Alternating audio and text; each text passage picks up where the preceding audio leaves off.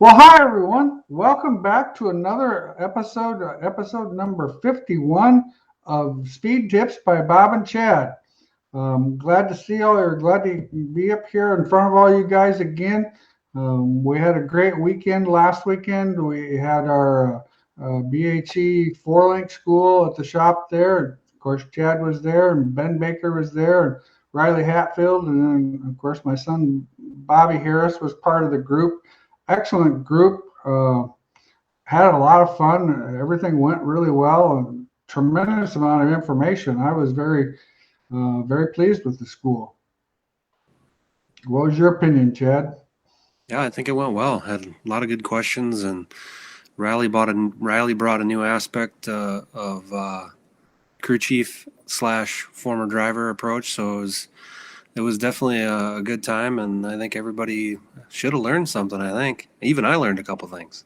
Yeah, well, I did too. Like I was when we were talking before we went on the air. Part of the time on Friday, I'm sitting there listening to Riley because I'm like, well, I never thought of it that way. Well, I never thought about that way. And, I've been doing this for 40 years, and I'm thinking, well, that's a good idea. I'm glad he brought that up. And I'm thinking.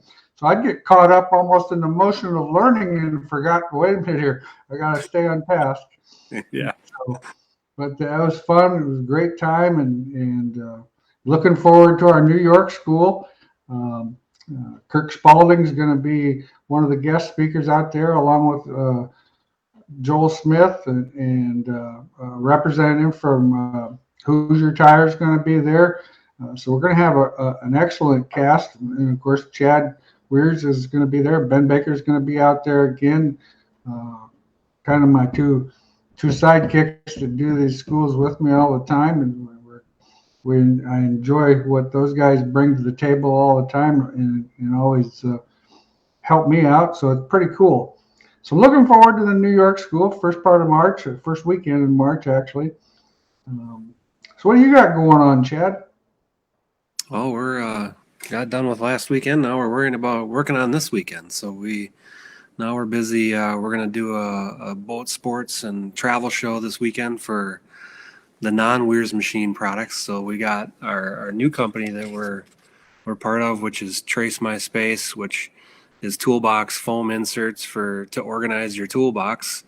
So we're going to debut that at that show, and then of course we make the turkey noose. Turkey season's coming up, so this is a cool little noose that my buddy Steve Bachman that works here came up with. But you put that around the legs and throw the bird over your shoulder or the coyote over your shoulder and carry it out.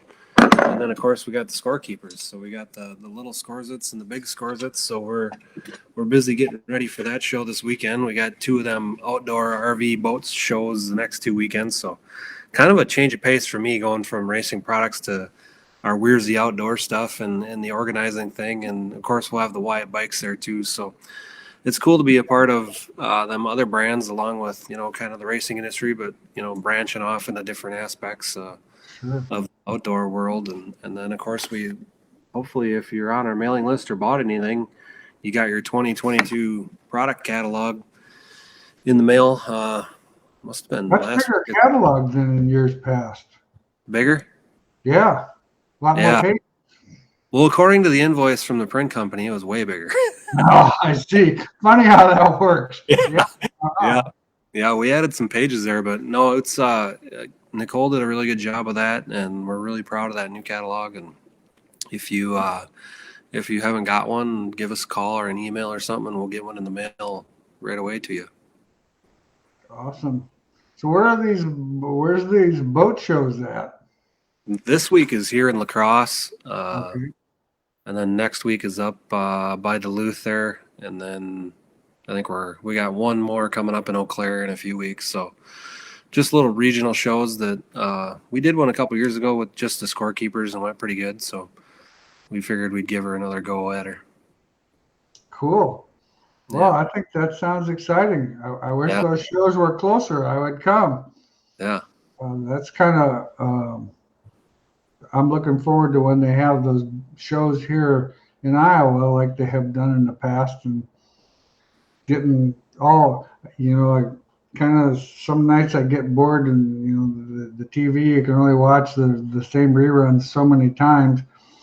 So I've been doing all my work with my lures and kind of going through the lures, and I'm counting all the ones that I didn't use last year, and I'm thinking to myself, no wonder my bag is so freaking heavy, because I got all these lures. They look cool, but heck, I never use them. So Yeah. I've been taking inventory, and then after I took inventory, I thought, oh my God, how much money do I really have wrapped up in this? And it's like, oh, I don't even want to know. The But outdoors is as bad as racing. It's an addiction. oh man, it's terrible, Yeah. terrible. Well, our first question. Now, Peter, hey guys, I'm running a Wasota B mod. Front chain limiter is a new rule change for 2022. How does this help the car on the track? Thanks. Well, Peter, in my opinion, that chain rule on the left front is one of the best tuning tools that we can possibly do. It you can take a car now. Keep in mind, like I told the guys last week at school, where I actually set my chain is 1.5 inches a drop, and I very seldom go 1/4 of an inch, or the most I ever really move it is 1/2 inch. You can choke that chain up a little bit and get more drive out of the car coming off the corner. Keep in mind, though, it's just like everything. Once we transfer more drive to the left rear, then we've got to remember we took a little drive away from the right rear. So sometimes the car can get a little bit loose or a little bit freer getting in. So knowing that, you might have to make a panhard bar change to tighten it up a little bit. But it's definitely good for traction. And having that, it's so easy to make an adjustment. And believe it or not, I mean, your driver will definitely notice a big difference in 1/2 inch.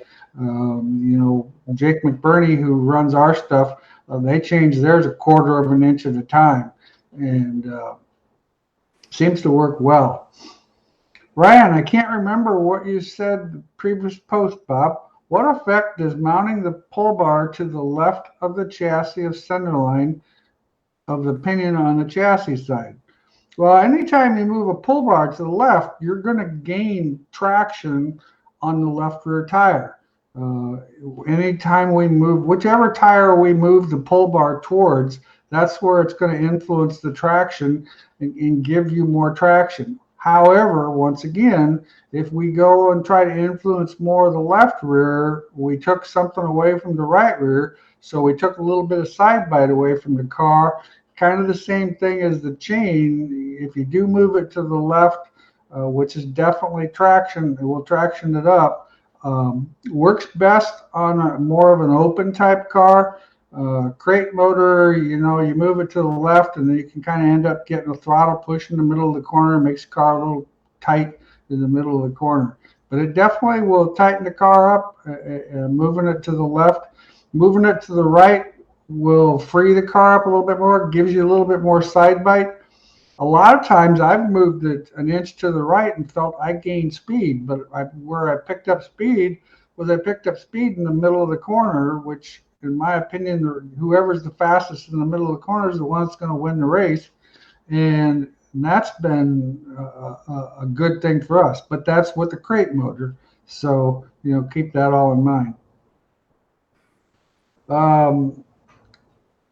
Matthew, 9.5 versus 11-inch spring on the front on a USRA B mod or a 3-link. Pros and cons. Well, the 11-inch spring, it's just like everything. When the car tries to do its motion and lift up. Now, if you're using the chain, I don't think there's a bit of difference between the two springs. If you're not using a chain, the 11-inch spring just stays in contact a little bit longer. But as far as how they actually make the car work, I can't see a tremendous amount of difference nowadays that we're using chains or we're using short shaft shocks and that kind of stuff. I can't say there's a big difference one way or the other. Darren wants to know, do you sell just a little black bracket that mounts in front of the lower for the chain limiter? Yeah, we sell that. Just give Austin a call at the shop tomorrow and tell him that you want just that bracket. We'll sell that bracket individually. That's not a problem. And Chad, you've got a bracket that you sell individually too. We just use our 257 clevis off the chains. It's just got a 1/2 inch bolt. Yep, it's a little bit taller than yours, but does the same thing. Yep. Jeff, IMCA Sport Mod doesn't roll in the right rear very well. What should I change? Um, well, this kind of goes into a little bit of a situation where, once again, where's the spring table on the car? And, if the right rear is mounted higher than the left rear, part of the problem is the center of gravity. It's trying to roll up before it can roll over, and that just causes a problem. I mean, but spring location, move your right rear spring inboard a little bit will help it roll. Maybe your spring's mounted too far out, closer to the housing. And what happens, a lot of people will mount that spring out there further than they use a softer spring, but the problem with that is it actually makes the car kind of lazy.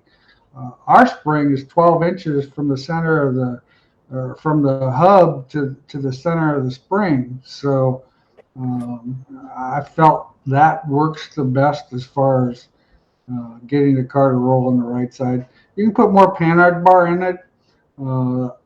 However, I'd rather see you maybe move some other stuff. The panhard bar can be kind of a crutch. Chad, do you prefer the OD grab cup or the drop cup? I would run an OD grab cup all the time if you can, whether it's a drop or a top bearing cup. The OD cups keep the springs lined up way better than the ID cups. So all 5-inch springs are nominal 5-inch OD. So they're going to keep the spring lined up. Then you can run the Torrington bearing on the inside and really help the life of that spring and make it act better. And as long as your screw jacks are built right, the OD cups are the way to go. Now you have a rear OD cup that's a little longer now, right? Yep, we just, for like sport mod stuff, we made a taller bolt-in OD cup. We had our short one, but some of the cars climbed so much that they were just coming out a little bit, so we made a little bit taller one you can run that on either side, it don't matter. So you really need to watch in the rear, as you're climbing down the straightaway and the cars are lifting, if you're pulling off that spring left rear or right rear, to make sure that everything stays in the cup. So, and that's more critical with the OD grab short lip stuff than the traditional ID grab stuff. So we did make a little bit taller 404 cup. Yep. 404 TC. That's a big difference running that type of cup. I really like what that does. Freeze. You put that Torrington bearing in there, and just Sandra's next. We got a question down the road here. Are you running a Torrington bearing in all 4 corners? Yeah, by far. Just run them on the top. We don't run them on the bottom. We just run them on the top.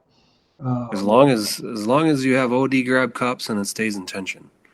If you have a corner where the spring comes loose, then that bearing can get misaligned. So as long as you're in tension and you have an OD cup, you can run Torrington on every corner.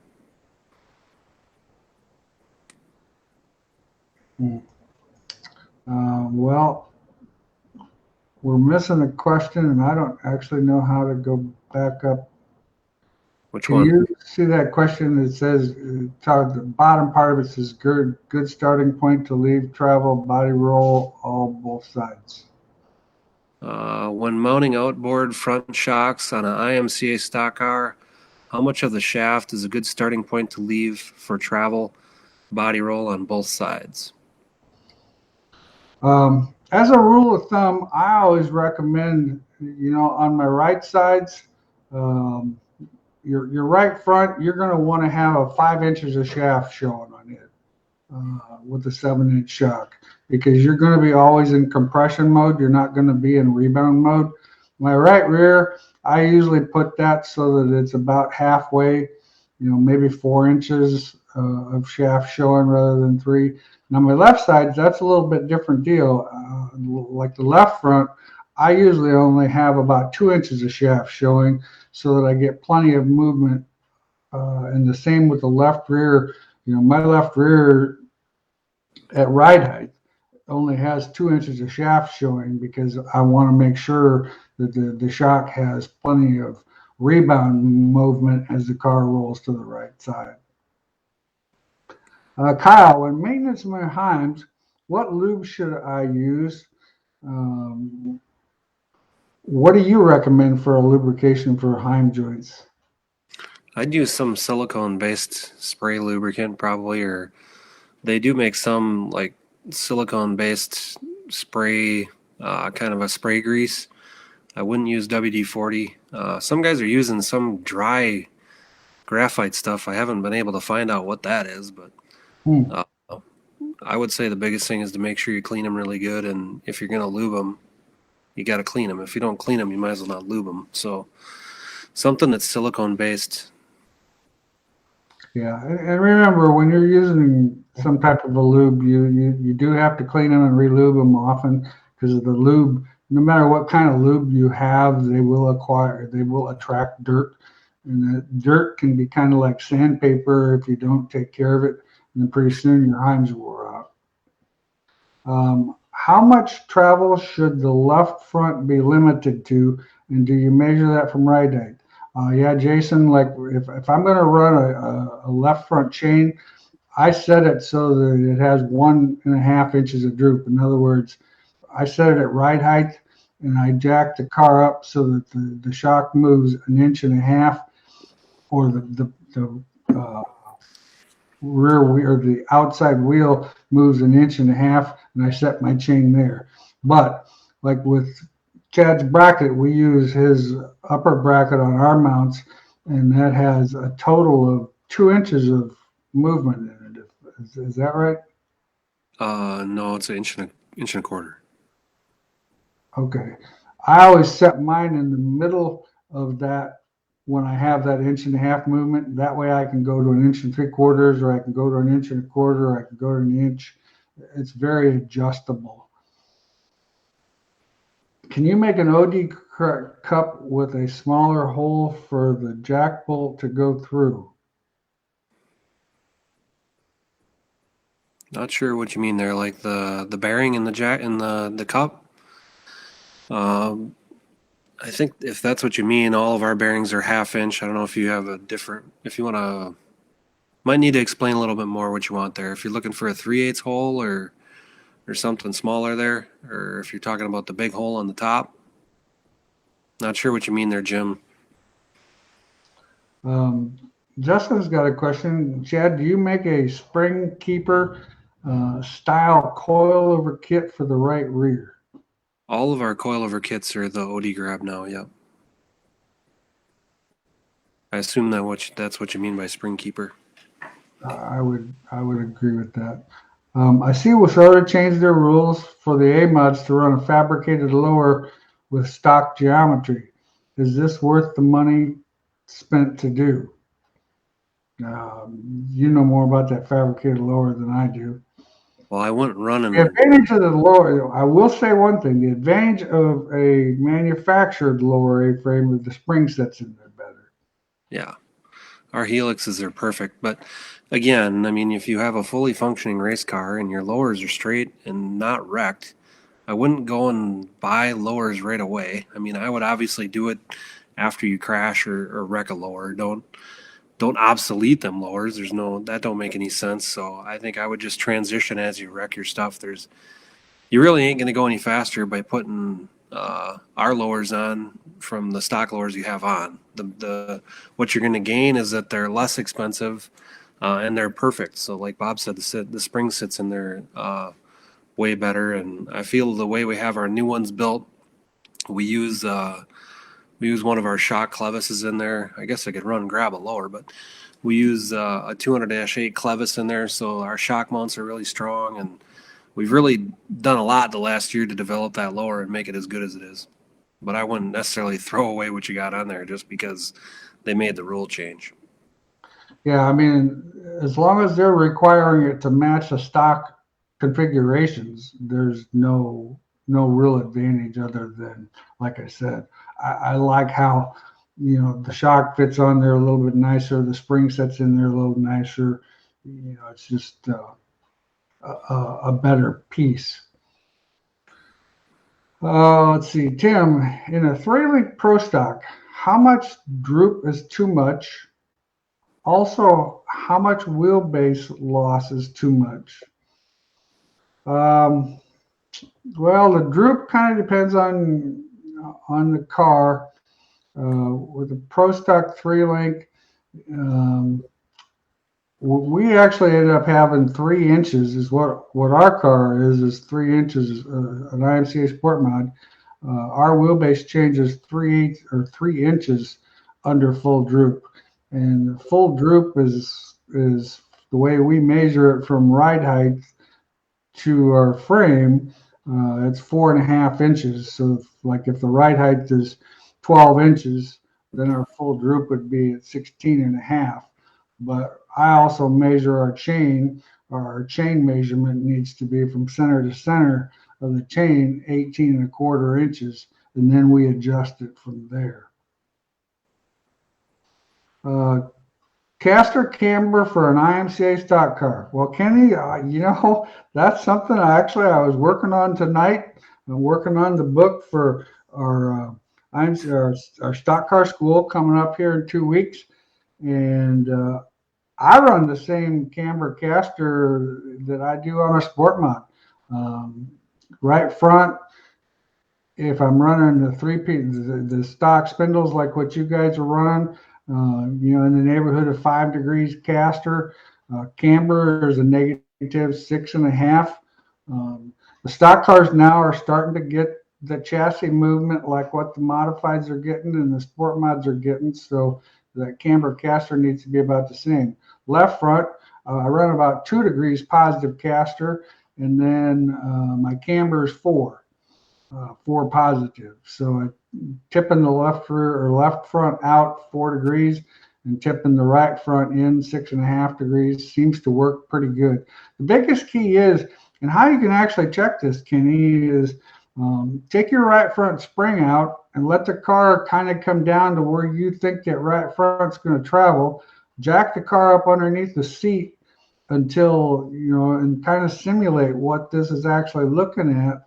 And then you can actually see there. The biggest thing is making sure that you get the full surface of the tire. So you can kind of mock that up a little bit. With the new style bearings, it allows the whole spring to move further outward at 2 inches of travel. With the smaller diameter, while the spring can only move so far. That's the alignment problem. So it sounds to me, Jim, after reading all that, it looks like the car was either designed for a top bearing cup, and then you're putting a drop bearing cup in there, so it's misaligning the screw jack, and that's why when you go through travel, that cup cocks and hits the screw jack. That's not, if that's what you're relying on to get your shock not hit, that's not a good situation. You probably want to look at getting that right front screw jack maybe realigned, and it seems like you have an issue there with going through travel. That cup shouldn't cock against the screw jack and that be what stops it, because what's going on there then is the spring is clamshelling, which means it's shorter on one side than the other, and that's really hard on springs, and it's an inconsistent right front, and I would probably work on getting that thing fixed and lined up through travel better. Well, and it's so important having especially that right front, well, left front too. It's so important having those springs lined correctly, because if you roll through the corner and all of a sudden that spring is at a different angle and it's bowing, pretty soon you're going to actually bend that spring, and now all of a sudden it's not going to actually do the job that you wanted it to do. So thanks, Bob and Chad and the crew at the class last weekend. Picked up a lot of good tips. Thank you for your time. Well, thanks, Jared, for coming. We appreciate having you down there, and I hope you had a great weekend. I know we sure enjoyed it and had a lot of fun, and it was nice meeting all you guys.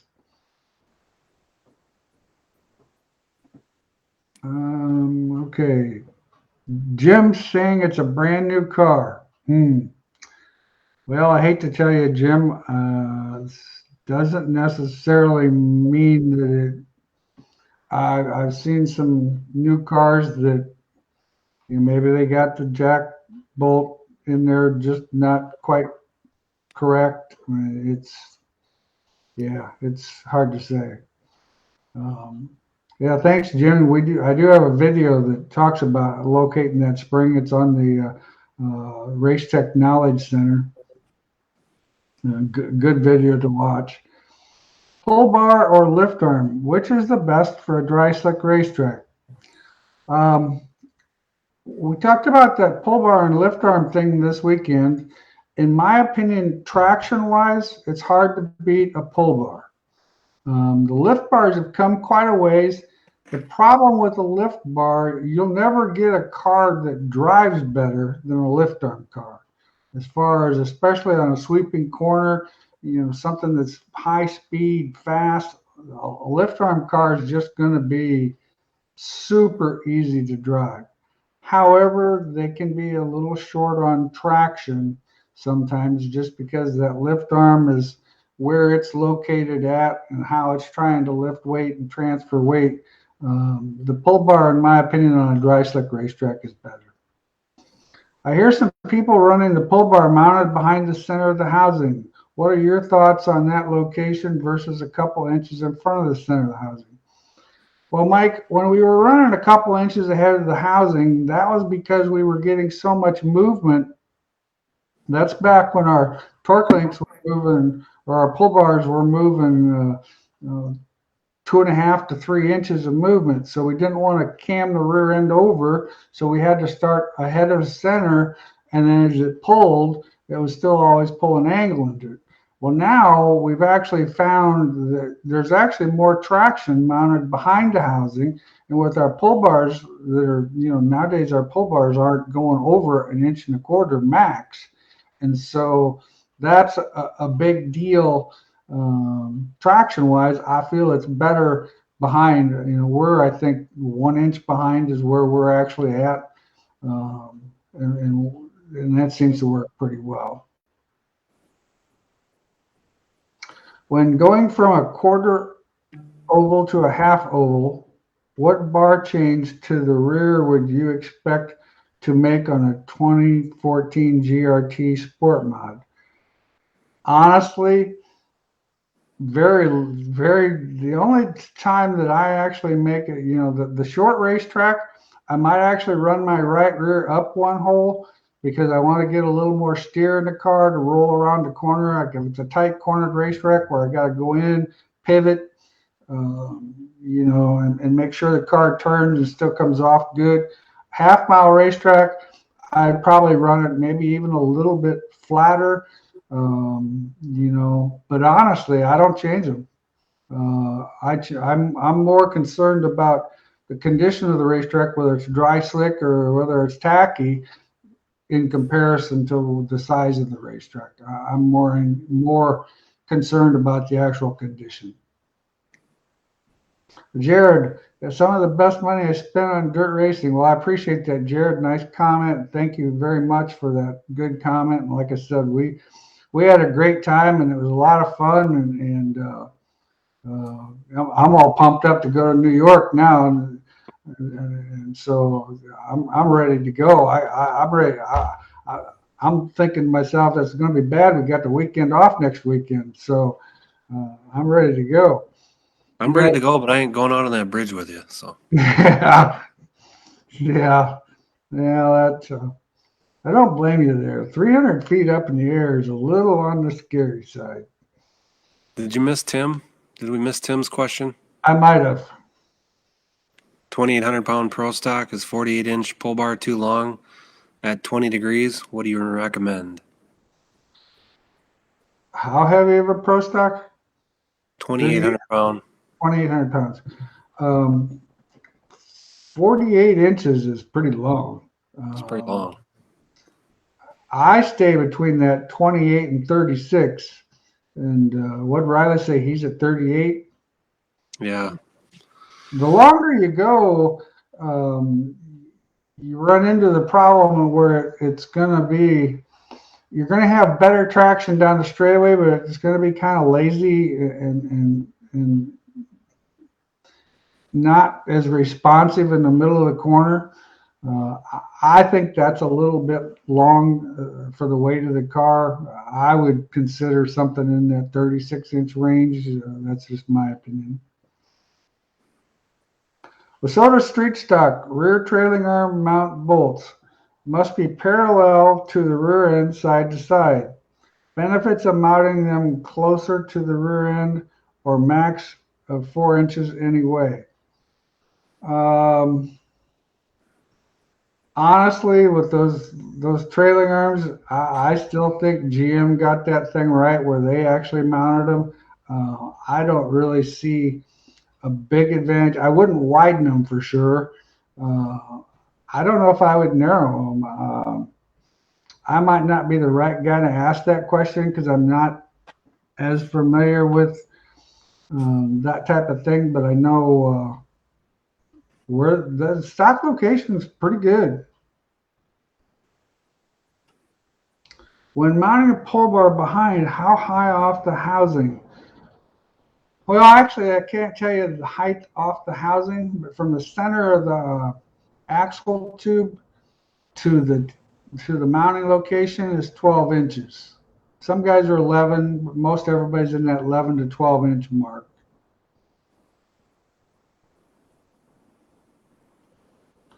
When mounting the pull bar behind, how high? We got that one. Got that one.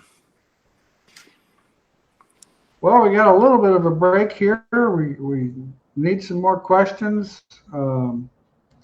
What your Rochester show? What'd you decide to do on? So obviously, when you don't have vendors, you don't have a show. So we didn't have a lot of vendors sign up. So we moved it. We're moving it to November. Try and get some other manufacturers there. I mean, I feel there's a need in our area for a small regional show.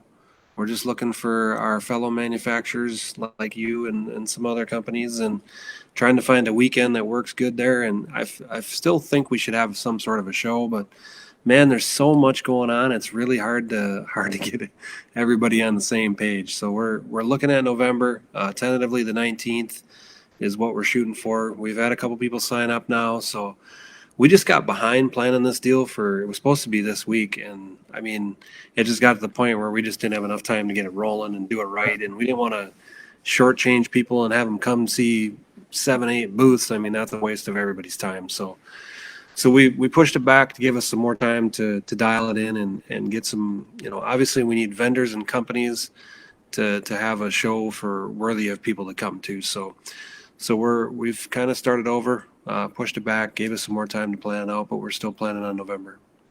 Well, I think that's a great time of the year to have it. At the beginning, and people, you get into November, people are back to thinking, a little bit more about racing. And I know definitely my schedule in November is free, so I don't have anything going on. So it would be exciting to do something like that. I think that's a perfect time. Whoops. Tim Cooper. Yeah, and he decided to go because everybody says the tech support is awesome. All right, I lost it. You'll have to read it. My boy, 14. We ordered a sport mod from you guys. He going to try and run for rookie points this year. Decided to go with the GRT because everyone says the tech support is awesome. Thanks for what you guys do and can't wait till the new car is done. You must be putting together a car for Tim Cooper? Yes, we actually are. We don't actually have the car yet from GRT, but we're hoping to get that soon. And Tim's out of Nebraska, and so we're looking forward for building you a race car, Tim. And I can't read the next one either. Ordered a new quick change for the Wayzata Midwest Modified. Wehrs brackets arrived already. Now we wait and wait and wait for the rear end. Wehrs quick change next. Well, no. Really, I mean, part of the reason I started this company is because When I was in 1997, when I was working on cars in 95 and 96, I couldn't get some parts, and it was a problem back then. I'm like, I think we can do a better job stocking this. So from day one, my goal has been, if you're going to come out with a part, you should probably be able to sell it to somebody. So it is very difficult in these times when you have, I think we're over 1,500 part numbers, to have everything in stock. And my accountant and I fight about it all the time. But 0 back orders is my life goal. It's at 8 pages right now. I looked at it this morning because we had our meeting. It was like 973 parts on back order, and that drives me nuts. But I would definitely not want to be a rear end manufacturer now, because them guys are way behind. So Way behind. we try to have everything in stock, but it's been a struggle. Obviously, my biggest problem is the people. I mean, we have a severely understaffed machine shop. So, I mean, if you're watching this and you know somebody that's a machinist and looking for a career change, I mean, come on over. We'd love to have you. We got 12 machines. It's a beautiful shop. We make the greatest racing products in the world, made right here in the great old United States of America. So that's what we're fighting. We're fighting finding people that want to work and really want to show up and take a little pride in what they do and produce some awesome products. So that's my hiring stint for the night. So, but thanks, Jim. I appreciate that. Kind of went off on a tantrum there. That's okay. I think you have to read the next 2 or 3. Oh, I stalled it out and they're off your sheet. And all of a sudden, we're way off. Oh, they're flying in now. Now I can't keep up.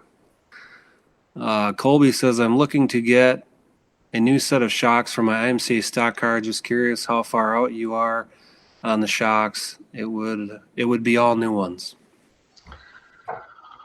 Well, my opinion, we shouldn't be very far out.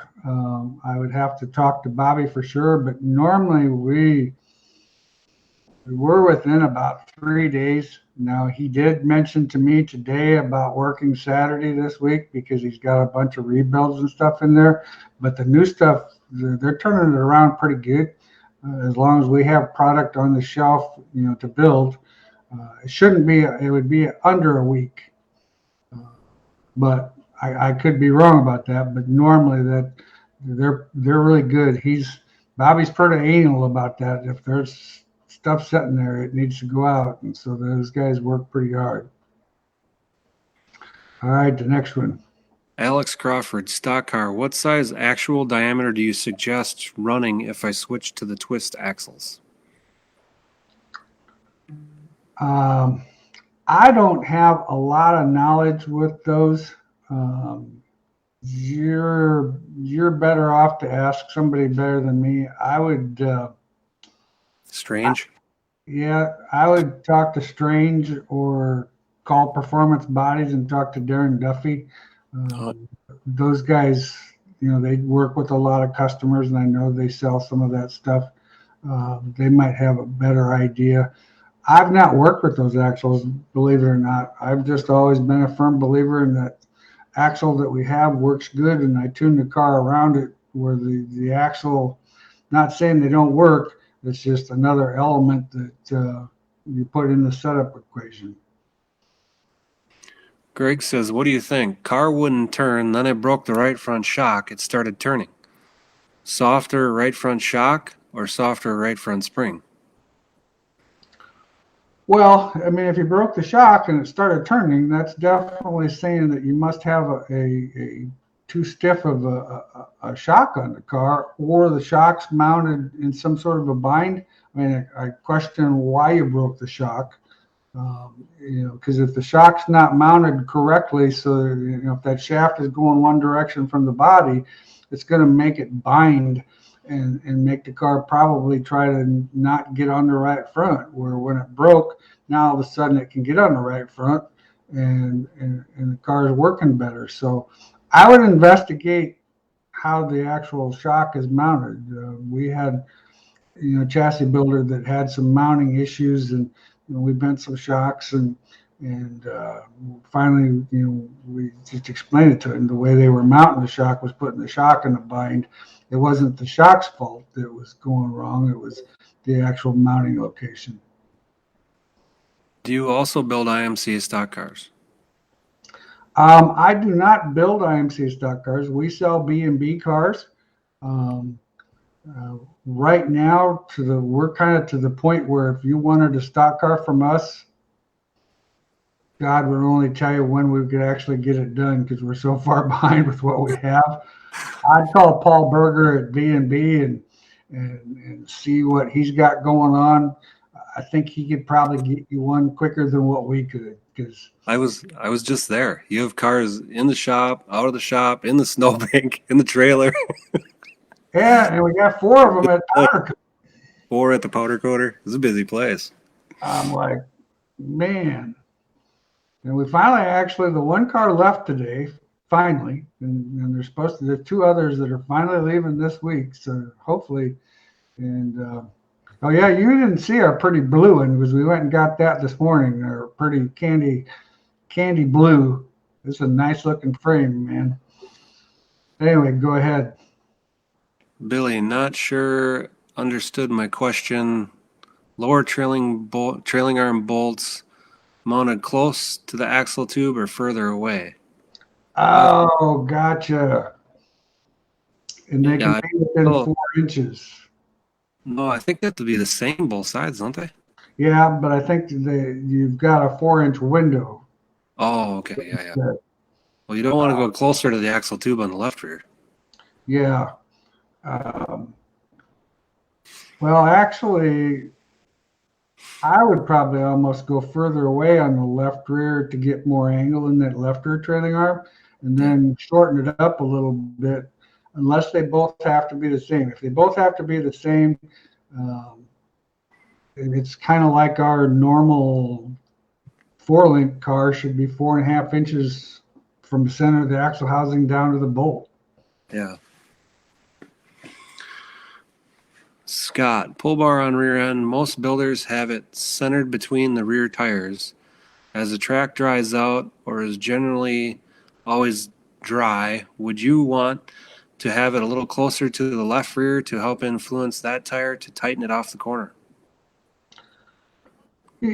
Probably. I would still be a little concerned about corner entry. As long as you can put a little bit more panhard bar in it and you can get the car into the corner good and make sure you're stuck good corner entry in the middle of the corner, it will definitely traction you up off the corner. It just might hurt phase 1 and phase 2, and you'll have to make other adjustments on the car accordingly. IMCA Sport Mod. When mounting a new to me BHE rear diff with Wehrs bar mounts, what angle should I have the bars, left to right? Left rear bar should be somewhere between 24 and 28 inches, or 24 and 28 degrees at ride height. The biggest thing is this back to that same deal. Take that right front spring out, let that car roll over on the right front where you think it's going to be, and jack up underneath the seat till you hit the chain. And you don't want to be over 45 degrees dynamically. My right side, I usually run that in that 5-degree range. So that way then when the racetrack gets super slick, I can drop it down a degree or I can raise it up a degree, because even on a real heavy racetrack, we run 10 degrees on the right bar. But as a rule of thumb, about 5 to 7 degrees or 7 degrees is actually a good place to start from. But the left rear, the key to that one is making sure that that the car never gets over that 45 degree at dynamic mode.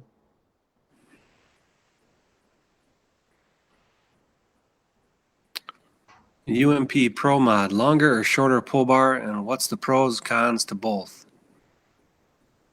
Well, a longer pull bar, now those guys get to run a spoiler now, don't they? UMP? Not sure about the mod. I'm thinking they get to run a spoiler. With the spoiler and that tire that you run, that tire is going to probably like a longer pull bar because the tire itself is going to hook the car up pretty good. That pull bar in that neighborhood, that 36-inch range, 34-inch range, probably going to be pretty good. You just said yes to the spoiler. Okay. It's probably going to be the short one. Anything that's short reacts quick but doesn't last long. Anything that's long is a little bit lazier to react, but it reacts longer. So I like the longer pull bar because then I can tighten the car up in the middle of the corner. I get good straightaway speed and get and the car stays hooked up all the time. Let's see here. I lost it. 2016 GRT, would it be good to update front end upper A-frames to the new style mounts? Well, in my opinion, I like them. I think we made good headway on that deal. The car, I feel with the new mounts and the new front end, the car's faster in phase 2 of the corner. The car seems to not want to load and unload the left rear as much, and we were kind of talking about that last weekend, that jacking effect, where when you turn to the right, that right rear that right front tries to load the left rear, and you get that kind of a jacking effect. The new front end doesn't seem to have as much of that, and so it just seems like corner speed is better. So in my opinion, I think it'd be something to strongly consider. Whitney says, is it worth converting your car to 3-piece spindles? If so, what changes would you do with camber, caster, and spring rate? Read that to me again. Is it worth converting your car to the 3-piece spindles? If so, what changes do you do to the caster, camber, and spring rates? Well, the thing of it is the 3-piece spindle's got a different pin inclination, and it's a different center of the pin. So keep in mind, it's not a bolt-on deal. You need different lower ball joints, and when we changed to the 3-piece spindles, we changed the lower ball joints.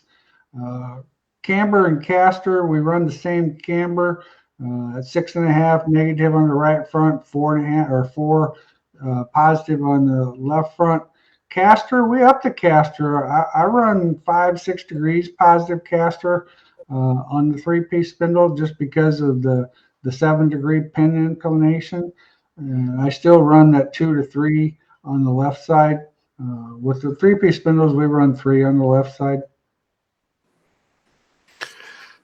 On a hobby stock, would a soft left rear spring act the same if following the even height rule? I would assume the car wouldn't build the same attitude or unload off the frame the same way a stiffer spring would. Well, just the way those are mounted, I mean, in theory, it should. However, kind of depends on the rule of thumb there. Those cars kind of need a little bit more left rear traction. And so, maybe the standard spring might not be a bad idea. I know a lot of people are going with that left rear spring like that, but I think you would definitely have to do some other things to the car to make that left rear spring work. And if you run a lot of tail percentage, that's going to make that left rear spring lazy. What is the function of mounting ballast to the left rear axle tube? I'll let you answer that one. Grip. Weight is load and load is grip. So left rear axle tube, I don't know what you run or what you race, but clamp on lead is the way to go. Anytime you make the unsprung weight heavier and the track is rough, you're going to wish you hadn't done it. So we make heavy cages. We used to make a heavy rotor. We make a heavy wheel spacer. There's lots of options depending on what your rules will allow. There's no doubt that weight is load and load is traction. But if the track is rough and heavy, you're going to wish you didn't do it. So that's why we started with the clamp on weight. That's the best way to do it. When it's smooth and slick, put as much weight on there as you can fit. When it's rough and heavy, get it off there. So Whoops. I'm back. Pull bar gets moved closer to the left rear. You'd want to put more angle in the J-bar? Definitely. I would highly recommend more angle in the J-bar.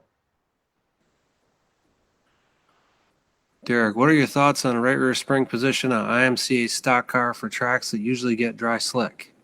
Would it be better to be in front or behind the housing or centered on the top of the tube?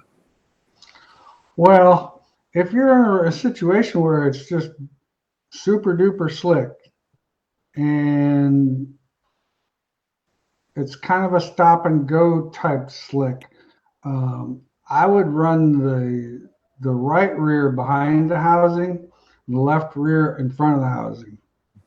I always run the left rear in front of the housing, period. But either in the center of the housing on the right rear or behind the housing, but behind the housing is going to give you more traction. It might make the car a little tight getting in, and then once you're on the throttle, it could make the car a little bit tighter. But on a real slick racetrack, especially a drag race type situation, that's where you're going to have the most maximum grip. Tim Clark says, thanks for taking time out of your busy lives to keep doing these live streams. You guys have a ton of information that helps a lot of people. You're appreciated. Well, thanks, Tim. We appreciate that. We enjoy doing this. We look forward to doing that. We have a good time, and once again, it's just enjoy talking to all you people and listen to the questions, and it's just a lot of fun. We enjoy it. What else would we do on a Monday night? What the heck? Exactly. This way we get to talk to racers. I mean, how can anything be more fun? Right. You see that bottom one, Scott? Yep. Thanks for. Yep, I got it. Thanks for asking the questions. Now, Barry, what lower ball joints do you run with the 3-piece spindles? Are they the same on both sides? Actually, they're not the same on both sides. And Barry, I wish I could actually tell you. If you call the shop tomorrow and talk to Austin, he can tell you what they are and give you the part number, or we can sell them to you either way. But I just don't know the part numbers off the top of my head and the actual length. But the left front one is longer than the right front. But like I said, just give Austin a call tomorrow at the shop, and he'll be happy to get you that information. Well, we're winding down. We got 6 more minutes. If there's any more questions out there, feel free to ask them. And once again, I think that November deal, that's a great idea.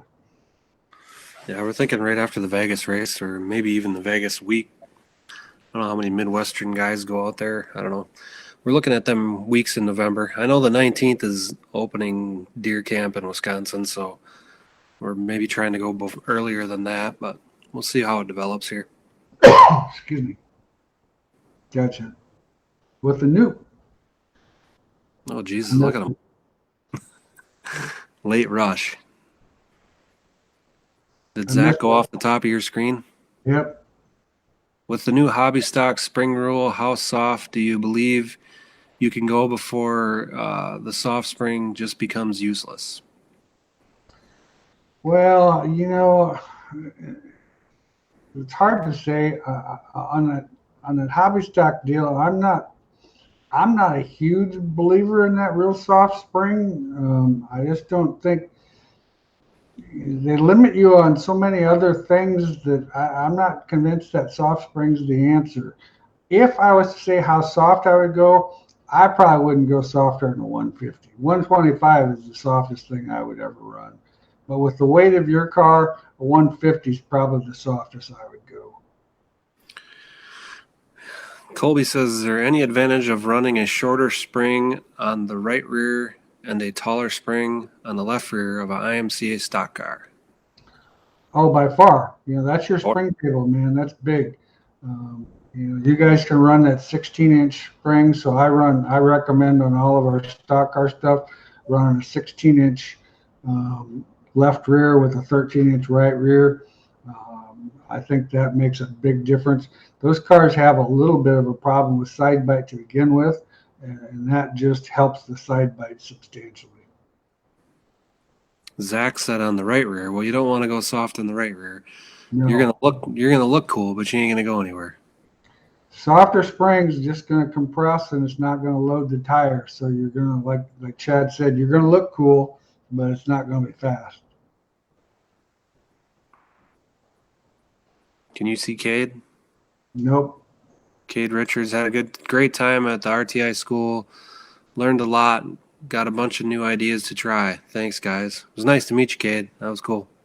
Yep. Cade does a great job, man. I tell you what, he's had second in IMCA national points last year with his stock car, and he's been IMCA Sport Mod rookie, and he was the IMCA stock car rookie. And Cade does an awesome job. I mean, for what those guys, the way they do it. And the first time I met Cade, on their stock car, they build their own car. I mean, who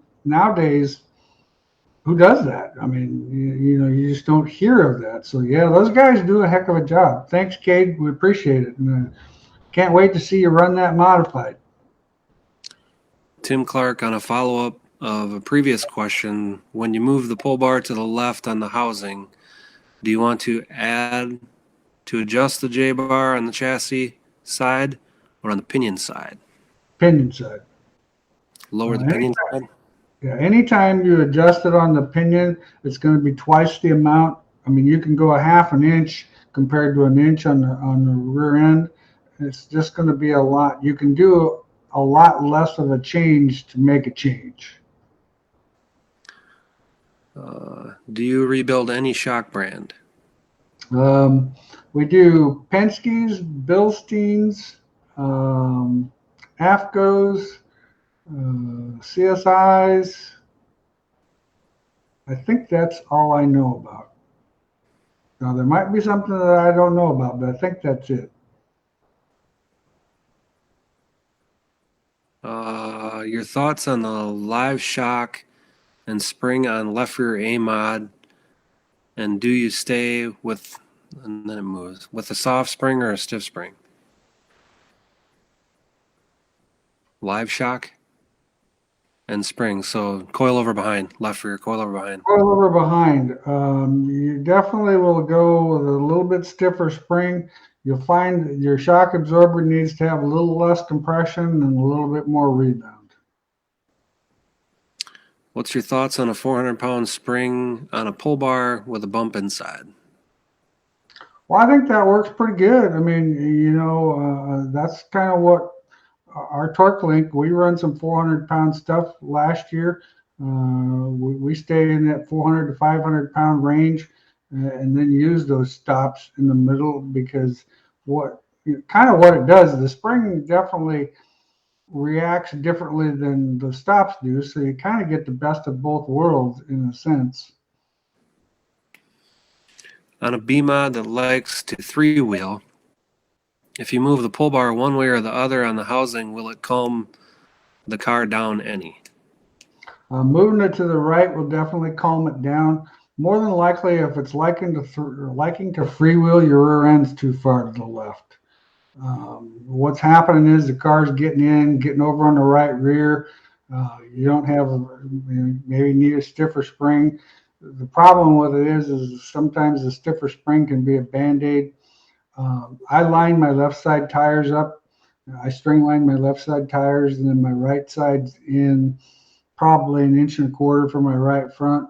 If you're too far inboard on that right rear, or like have a 4-inch offset, you're in the three-wheel. Hey guys, I have a question. After reading through the two-link chassis school book some more when I got home from class, my application is IMCA Northern Sport Mod. Would you recommend having a positive rear spring table with two 13-inch springs? And that's awesome when it moves, then you really lose it. Yeah. 13-inch springs and a right rear drop cup that is an outside diameter grab, or would you recommend two standard height cups and a 13 and 11-inch spring? I appreciate you guys doing these chat sessions and putting on the chassis schools. I would use the drop cup on the right rear, that new one that Chad just built. It's a deeper cup.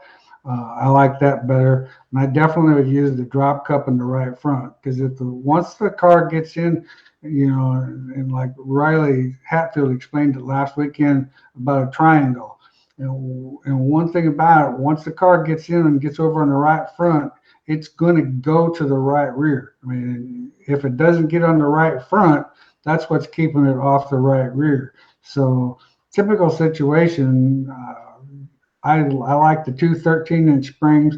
I put that drop cup on the right side, and I think you'd be okay with the spring table in the rear being even, as long as you've got that drop cup on the right front.